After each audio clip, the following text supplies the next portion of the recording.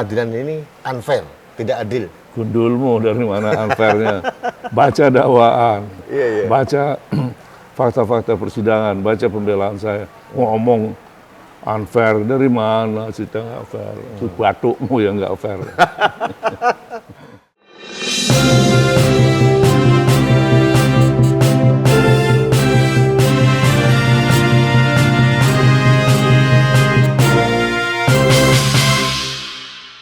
Halo sahabat Indonesia, kita bertemu lagi dalam Hot News kanal Anak Bangsa TV. Ini beritanya sangat hot terkait dengan sukacita yang kita rasakan dengan dibebaskannya polisi yang didakwa menembak Laskar FPI. Saya yakin Anda pun bahagia, orang-orang waras yang mencintai NKRI akan bahagia gitu. Nah, untuk supaya kebahagiaan kita tambah kuat, saya hari ini menemui mentor saya, sahabat saya, senior saya, kakak saya, koordinator tim penasihat hukum dari dua orang polisi yang tadi dibebaskan oleh Majelis Hakim di Pengadilan Negeri Jakarta Selatan. Nah, Mas Henry, selamat dulu Mas. Luar biasa. Top ini Mas Henry. Mas, akhirnya dibebaskan. Nah, ini saya mendapatkan banyak masukan dan berbagai orang mengatakan ini kemenangan buat orang-orang yang mencintai NKRI katanya gitu. Nah, sebetulnya kalau untuk negeri ini dengan adanya ini kan orang yang ditugaskan negara untuk memberantas kaum-kaum intoleran ini. Nah, akhirnya didakwa karena dianggap menembak itu. Kemenangan ini sebenarnya maknanya apa, Mas? Oke, sebelum saya menceritakan kemenangan ya, saya tidak mengatakan menang atau kalah. Tapi di sini hakim telah memberikan suatu keadilan. Ya. Tapi kalau kami merasa menang boleh ya, Mas? Ya, hak masyarakat ya. Dan putusan hakim itu demi keadilan berdasarkan ketuhanan yang Maha Esa. Jadi hakim putusannya itu berdasarkan ketuhanan yang Maha Esa. Nah, sebetulnya kasus ini kita sama-sama tahu bermula dari dipanggilnya Saudara Rizik Syihab untuk diperiksa, didengar keterangan sebagai saksi. Kemudian nggak datang juga, dipanggil lagi, nggak datang juga. Nah, dipanggil berikutnya, pihak kepolisian mendapat informasi, dia akan datang tapi bersama dengan jutaan pengikutnya akan menggeruduk atau memutihkan Polda Metro. Nah, oleh karena itu pihak kepolisian menerbitkan surat perintah atau surat tugas kepada Resmob untuk melakukan pemantauan atau mengikuti, membuntuti ya, kemana mereka untuk mencari kantung-kantungnya mereka di mana. Nah, ternyata malam itu keluarlah ada berapa 9 mobilnya FPI, kemudian itu yang diikuti oleh 3 mobil dari Resmob. Nah, kemudian di jalan yang satu ini mobil B1 FPI, mobil Mitsubishi Pajero putih ke sana. Satu yang ngikutin, selebihnya mengikuti mobil yang lain. Nah, waktu mengikuti mobil lain berarti kan ada 2 mobil. Di situ mulai terjadi penghadangan dan penyerangan yang dilakukan oleh Laskar FPI. Mereka menyerang duluan? Betul. Dan itu pun bukan cerita saya, tapi dalam dakwaan jaksa penuntut umum sendiri diuraikan itu. Jaksa sendiri mengakui, membenarkan bahwa diikuti, kemudian mobilnya dihalangi, kemudian disenggol, ditabrak, kemudian ditembak oleh Laskar FPI ini, kemudian dibacok menggunakan celurit. Jadi penyerangan lebih dahulu ini sama kelompok mereka kan nggak pernah disebutkan? Nggak disebutkan, yang ada katanya dibunuh. Mayatnya sebelum dibunuh itu disiksa dulu dan sebagainya. Ya. Ini saya jelaskan dulu itu ya. Artinya peristiwa di mana mereka nyerang duluan, kemudian dibacok dengan celurit, kacanya pecahin dan sebagainya, ini versi jaksa sendiri dalam surat dakwaan seperti itu ya. Nah, selanjutnya terjadi kejar mengejar, kemudian waktu mobil berdekatan mereka bisa turun, kami polisi begitu ya. Memperkenalkan diri. Ya. Nah, itu di jaksa juga menyebut itu gitu ya. Fakta di persidangan itu juga terungkap. Nah, kemudian terbukti memang ya bahwa mereka itu karena ditembak oleh petugas. Ya. Nah, persoalannya muncul, udah jelas mereka membunuh orang kok nggak dihukum kan gitu. Kita ini menganut hukum yang artinya KUHP itu masih berlaku. Di dalam pasal 49 KUHP itu disebutkan seorang yang melakukan perbuatan seperti itu yang karena ancaman yang sangat dekat, ya, atau melakukan pembelaan terpaksa karena ancaman yang sangat dekat, kemudian seketika, ya, kemudian membuat keguncangan jiwa, itu tidak boleh dihukum. Jadi bukan hakim yang nggak mau menghukum. Ini berlaku untuk warga seluruhnya atau hanya polisi aja? Seluruhnya. Oke, Bang. Jadi kita dalam membela diri, ya, pembelaan terpaksa karena serangan itu sangat dekat, kemudian mengancam keselamatan kita, ya, maka kita tidak boleh dihukum. Gitu. Nah, jadi kalau ada komentar-komentar yang mengatakan mereka disundut dulu, dicabut kukunya, lo ahli di muka persidangan udah kita periksa. Saya tanya, apakah saudara pernah memeriksa mayat ini? Ya, apa penyebab kematiannya karena tembakan? Apakah sudah menemukan luka bakar? Tidak. Ada menemukan kuku yang nggak lengkap karena dicabut? Tidak. Ada menemukan bekas lebam? Tidak. Lalu lantas siapa yang harus kita percaya lagi? Kalau masih mengotot bahwa mereka dianiaya terlebih dahulu, kan gitu. Resmi di persidangan ya? Di persidangan. Di bawah sumpah saksi. Terungkap, ya. Nah, jadi saya minta ya kepada siapapun, siapa saja, jangan berkomentar yang menyesatkan publik, apalagi sifatnya provokasi. Kalau Anda belum melihat dakwaan jaksa seperti apa, kemudian tidak mengikuti persidangan dan tidak pernah membaca berita acara persidangan yang memuat pokok-pokok keterangan saksi, pokok-pokok keterangan ahli, dan barang bukti. Terlebih lagi belum membaca pembelaan saya. Karena dalam putusan hakim tadi disebutkan bahwa majelis hakim sependapat dengan penasihat hukum terdakwa. Diuraikan. Jadi pledoinya Pak Hendy diterima? Pendapat alasan bahwa terbukti ini akan tetapi mereka tidak dapat dipidana. Nah, kemudian ada azas hukum yang juga membenarkan bahwa daripada petugas yang mati, lebih baik penjahat yang mati. Jadi bukan istilah kayak Profesor Muzakir, itu berlaku dalam perang, tidak. Di situ kan petugas, nggak ada petugas di perang.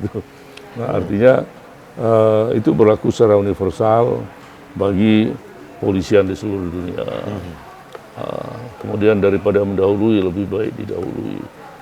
Orang masih bingung. Bukan bingung, sok mengada-ada, sok gitu ya. Itu serangan itu harus seimbang dan sebagainya. Sekarang saya kasih contoh.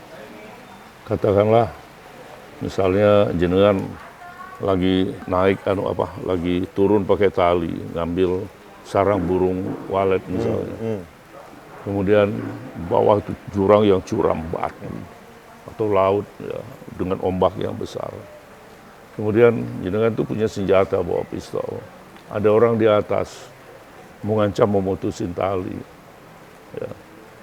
Kalau jenengan diam aja, tidak melakukan ini, Konyol. mati konyol. Ya. Jadi serangan seketika dan itu ya sangat dekat, ya itu antara lain. Satu-satunya cara ditembak orang ini sehingga kita selamat. Kalau nggak gitu kita yang mati konyol kan gitu. Dan potensi itu ada karena mereka menyerang juga ya. Yes. Ya. Jadi pengertian serangan itu tidak berarti harus batu, nggak begitu. Fakta di persidangan dalam perkara ini, si terdakwa itu dicekik, ya, dijambak rambutnya, kemudian ditonjokin, tangannya ditarik, direbut senjatanya. Nah itulah serangan. Kalau senjata ini lepas, maka akan mengancam keselamatan jiwa dia. Itu. Mas, tapi dari penasihat hukum mereka nggak ada penasihat hukum karena kan dari mereka itu siapa? Mereka ini dalam hal ini adalah korban, orang tua keluarganya korban. Itu sudah diwakili oleh negara. Oke, ada beberapa kelompok dari FPI. Kelompok pengacara di luar yang ini berpihak kepada mereka lah gitu ya. Ini mengatakan bahwa pengadilan ini unfair, tidak adil. Gundulmu dari mana unfairnya? Baca dakwaan, baca fakta-fakta persidangan, baca pembelaan saya. Ngomong unfair dari mana? Cerita nggak fair. Itu batukmu yang nggak fair. Mas, kembali lagi pertanyaan awal saya.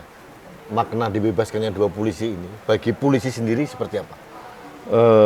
Pertama, polisi selama ini sebelum ada putusan perkara ini ragu untuk bertindak menghadapi pelaku-pelaku radikal, ya, takut nanti justru menjadi terdakwa atau dihukum. Ya, nah, saya berharap dengan putusan ini sejauh betul-betul memenuhi syarat seperti ditentukan dalam 49 ayat 1 atau ayat 2 KUHP, libas.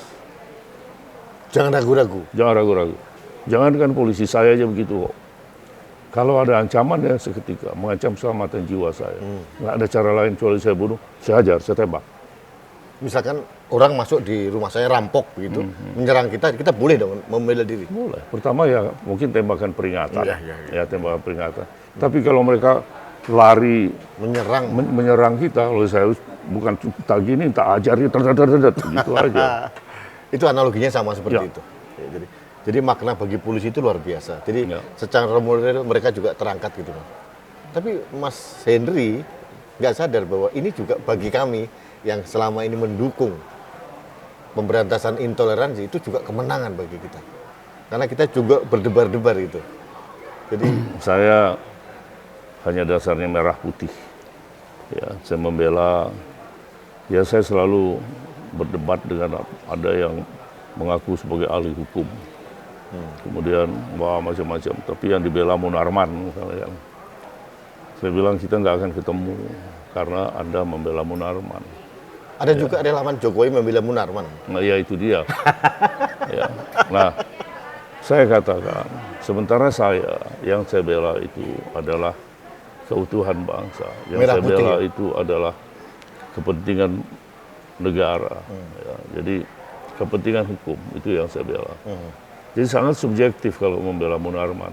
Nah begitu juga mereka yang lain itu ya, yang di luar. Sekarang siapa sih? Ujung-ujungnya besok Fadlizon mungkin komentar juga. Ya padahal dia bukan ahli hukum misalnya ya. Bisa juga yang lain-lain komentar.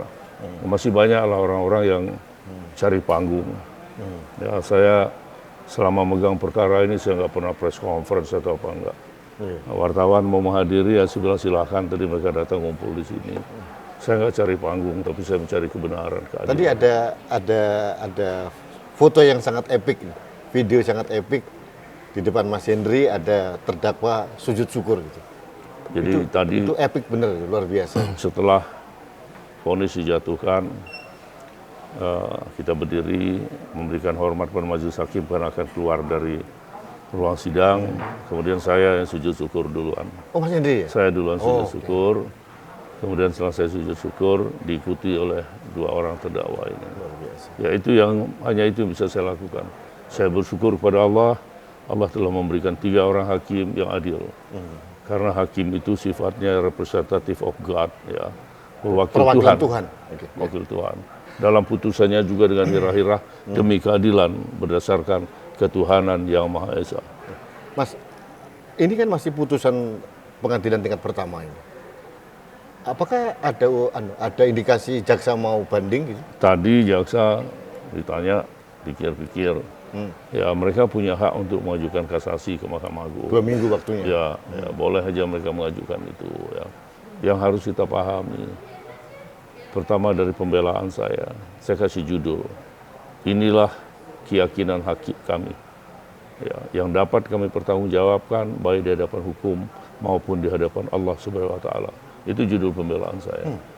Nah, hakim juga dalam menjatuhkan putusan itu ada kalimat demi keadilan berdasarkan ketuhanan yang Maha Esa. Tapi bagi kelompok-kelompok itu dikatakan wong kafir semua. Aku kafir. Togut. Ya, tohut ya apa tahu. Dan itu hakim dikatakan tohut. Hakimnya katakan kafir atau takbir, ya, yang gitu-gitu. Ngapain kita laden yang gitu-gitu? Ya, saya setuju. Mas, nanti kalau misalkan dalam waktu 2 minggu ini jaksa akhirnya menerima putusan itu, berarti sudah berkekuatan hukum tetap itu? Inkrah, ya, Inkrah. sudah punya kekuatan hukum tetap. Mas, saya tidak lama-lama. Saya yang pertama menyampaikan terima kasih dari seluruh rakyat Indonesia atas perjuangan Mas Henry. Tapi saya siap juga nanti mulai malam nanti di Instagram saya itu caci maki, sumpah serapah. Tapi kan sudah biasa ya, Mas? Sudah biasa. Kadang-kadang saya bilang dasar lu kecoa, cari nasi bungkus dan sebagainya. Dan langsung saya telusuri di mana orang itu gitu. Ya, tapi saya menarik sekali yang Mas yang disampaikan tadi. Orang yang tidak membaca pledoi, tidak mengikuti persidangan, komentar. Baik, Mas Tersun. Oke, sama-sama. Sahabat Indonesia, demikian wawancara saya dengan Dr. Hendrio Sudiningrat, koordinator tim penasihat hukum 2 terdakwa dari kepolisian, dan ini menjadi angin segar, kegembiraan buat kita semuanya. Dan seperti yang disampaikan oleh beliau, ini yang dilakukan beliau semata-mata hanya untuk membela NKRI dan Merah Putih. Dan yang paling penting, kita semua mengerti bahwa kelompok-kelompok itu adalah selama ini selalu memancing kegaduhan. Kita masyarakat jadi tentram. Dan sekali lagi terima kasih Mas Edi atas nama sahabat Indonesia semuanya. Terima kasih. Baik sahabat Indonesia, kita ketemu lagi dalam rubrik Hot News Kanal Anak Bangsa berikutnya. Sampai jumpa.